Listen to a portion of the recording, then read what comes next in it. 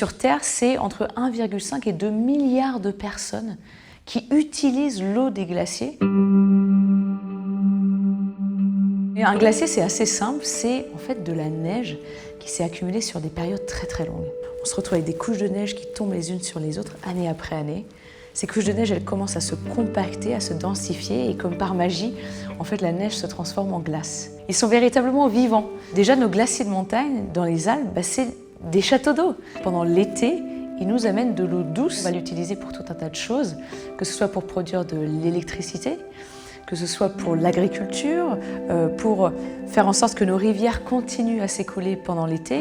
Parfois, ces rivières, elles refroidissent même des centrales nucléaires. Calotte glaciaire, qui elle, ça n'a rien à voir. Le Groenland, c'est 4 fois la surface de la France métropolitaine. Donc des épaisseurs de glace au centre du Groenland, 3 km. De même, l'Antarctique, c'est la surface de l'Europe et aussi plus de 3 km de glace d'épaisseur au milieu de l'Antarctique. Mais ce sont aussi des acteurs du réchauffement climatique. On se rend compte que leur fonte, leur désintégration par endroits affecte directement les populations humaines. Sur les littoraux, on a 700 millions de personnes qui y habitent. Au nord, on a le Groenland. Au sud, on a l'Antarctique. Et on sait aujourd'hui que si le Groenland disparaissait, le niveau des océans pourrait augmenter de 6 à 7 mètres en moyenne sur Terre. Ça va être des déplacements d'activité économique, des déplacements de population vraiment très importants. Ce sont aussi des terres dans l'Antarctique de collaboration scientifique remarquables. Depuis l'année géophysique internationale en 1957, ce sont des collaborations internationales très fortes. Le réchauffement climatique se traduit par une ouverture pour le moment temporaire, ce sera toujours temporaire, du passage du nord-ouest, du passage du nord-est. J'espère simplement que l'appétit des différents pays en termes de ressources, en termes, disons, des appétits commerciaux, ne nous emmèneront pas vers des conflits ou des risques de tensions dans ces régions géopolitiques. Je crois que c'est intéressant de mettre les projecteurs sur les régions polaires. Je me réjouis, mais tellement, de voir qu'on a un sommet en France sur la cryosphère. Il était temps. Ce que j'attends, c'est vraiment des décisions très fortes, courageuses, ambitieuses, concrètes. Si on franchit certaines températures, on risque la disparition quasi totale des glaciers des Alpes d'ici la fin du siècle, donc dans les prochaines décennies. Donc on sait que la situation elle n'est pas bonne, mais la question qu'il faut qu'on se pose, c'est qu'est-ce qu'on peut faire? Il y a vraiment 2 choses qui comptent. La première, c'est les émissions de gaz à effet de serre. Voilà, chaque tonne de charbon, de gaz et de pétrole que l'on émet participe à faire disparaître cette cryosphère. Et la deuxième chose, qui est aussi liée à la combustion des énergies fossiles, c'est aussi la pollution de l'air.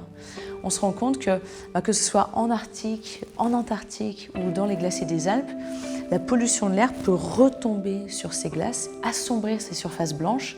Quand les glaciers s'assombrissent, ils absorbent plus de rayonnement solaire et ils fondent encore un peu plus rapidement. Pour éviter de perdre cette cryosphère, il faut que l'on ait une date à partir de laquelle on commence à diminuer notre utilisation des énergies fossiles. Et c'est vraiment ce que j'attends. Je sais que beaucoup de jeunes s'engagent et je souhaite qu'ils continuent à le faire.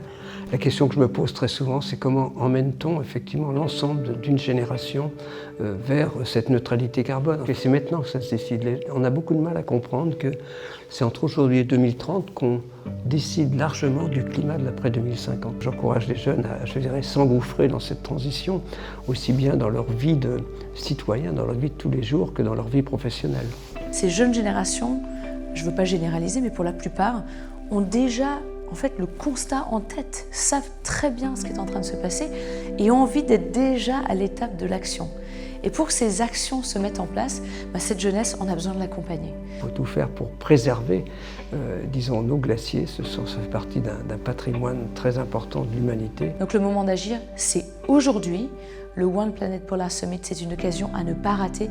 Aujourd'hui, on n'a plus le luxe de rater des opportunités d'une vision internationale comme celle-ci, donc agissons.